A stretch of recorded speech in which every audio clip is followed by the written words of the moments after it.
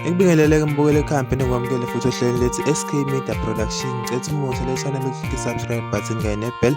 Kanti futhi ungakhohlwa lapho nogcinize i-like button. Ngaphandle kokuthi simoshe isikhathi sengane kwethu wesiqonde ngqo wesikuphathe zona namhlanje. Kanti kuthi kuphathe zona-ke namhlanje mbukeli sikuphathe laphana seyiphinde zasusana futhi laphana iy'nkunzi ey'mbili igciwane elisha noNjoko emva kokuba kubangwa laphana isiginci salahleka laphana emcimbini empucuzeko sakhe uNjoko laphana ngonyaka odlule. Kanti odabeni lesibili sesidlula phambili sikuphathele lesithi laphana abalandeli bamaskandi bakusola laphana ukuthi ingoma laphana ekhishwe uShino Mtekala featuring uJaiva Zimnike kanye noKhuzani igawule engomeni yama-SAP laphana eqembu eliholwa ubaba laphana u-Ali Mfokamgubhe. Kanti singena sigxila-ke mbukelo edabeni lethu sikuphathe zona lokuqala laphana siphethe ukuthi laphana uNjoko laphana negciwane elisha seyiphinde zasusana futhi laphana kubanga isiginci sakhe uNjoko. Nizokhumbula-ke isiginci sikaNjoko esalahleleka laphana esalahleka kwempucuzeko ngoJulayi eThekwini ngonyaka odlule. Lokhu-ke mbukeli la kususeka ukuthi igciwane laphana ey'nkundleni zazo zokuxhumana lifaka iphosti laphana lafaka nayo inkabi emnyama leyibona iskrinini njengamanje lathi-ke lithembisa abalandeli ukuthi-ke kulo nyaka lona lizobe liphusha ngayo kule album le ezophuma yalo igciwane ngoDisemba. UNjoko uthe mesibona lesiginci lesi wasesifanisa nayo inkabi yakhe le eyalahleka lena. Abantu abaningi bathi-ke bayibona-ke mbukeli laphana njengokubona igciwane elisha lisiphethe nje kule video esikudlalelwa njengamanje laphana emcimbini wawo umaskandi wempucuzeko ngonyaka odlule. UNjoko-ke uthe yena ngokwakhe wayengazi ukuthi igciwane lesiginci sizosithatha nje ngaleyo ndlela lena. Wayethi nje wenza umusa ngoba igciwane lingenaso isiginci sokudlala ngayo lowo mcimbi lowo, kanti wayengazi sazi ukuthi-ke lesi siginci lesi sesidlula nawo njalo uShino Nkani. Bayazi-ke abantu abaningi ukuthi itemu leli elisetshenziswa-ke laphana igciwane elisha.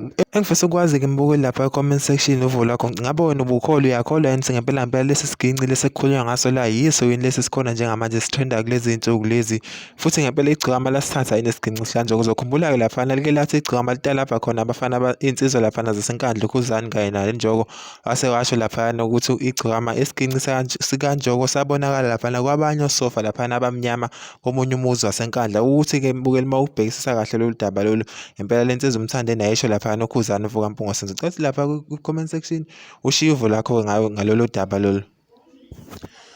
Kanti mase sihlabelela phambili laphana mbukelo odabeni lesibili sikuphathele udaba laphana luthi abalandeli bamaskandi bakhala ngengoma laphana ekhishwe uShino Mtekala featuring uKhuzani kanye noJaiva ukuthi bayigawule laphana ingomeni eyakhishwe laphana iqembu lama-SAP liholwa laphana u-Ali Mfokamgubhe. Sokudlalela-ke mbukeli le ngoma ungazi uyizwe eka-Ali Mgubhe mase silandelisa ngayo le kaShino Mtekala ukuze sizohlala lapha ukuthi ngabe ziyafana yini ngempela lezi ngoma. Asiqale nje ngale kaMgubhe uyizwe.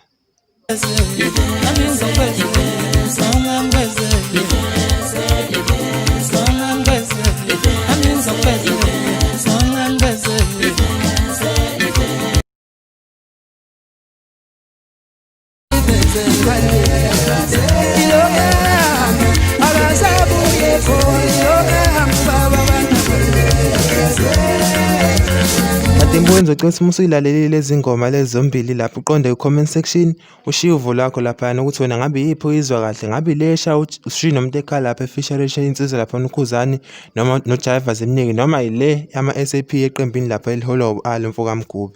Kanti sekulolu daba-ke futhi mbukeli laphana sibonile emva kokuthi kuqhubekele ingxabano lana ey'nkundleni zokuxhumana u-Ali Mgubhe bese ekhipha ipost laphana ey'nkundleni zakhe zokuxhumana lapho khona bencoma le ngoma lena esishaye lezi nsizwa. Uphinde-ke u-Ali laphana wabhala laphana ukuthi okusho ukuthi lokhu isenzo salezi nsizwa lezo uShino Mtekala noJaiva kanye noKhuzani ukukhipha kwabo le ngoma le kumjabulisile u-Ali Mfokamgubhe. Lokhu uthe kukhomba ukuthi iqembu lakhe lama-SAP akusile iqembu elincane futhi isenzo sabo nengoma zabo kusho ukuthi ngempela zithandwa abantu abaningi njengoba ingoma yakhe isiphinde futhi yaphuma laphana isikhishwa abaculi asebengantshubomvu endibeni yamaskandi. Okuyisenzo esihle-ke mina mbukeli ngokubona kwethu i-SK Media Production ukuthi laphana kube khona ukuzwana laphana nothando nokusaphothana nje kwabaculi bakamaskandi ngaphandle ukuthi kube nezinto. Kanti-ke mina sengifuna ukwazi-ke mbukeli wena uvo lwakho ngalolu daba lale video esikuphathele namhlanje nje.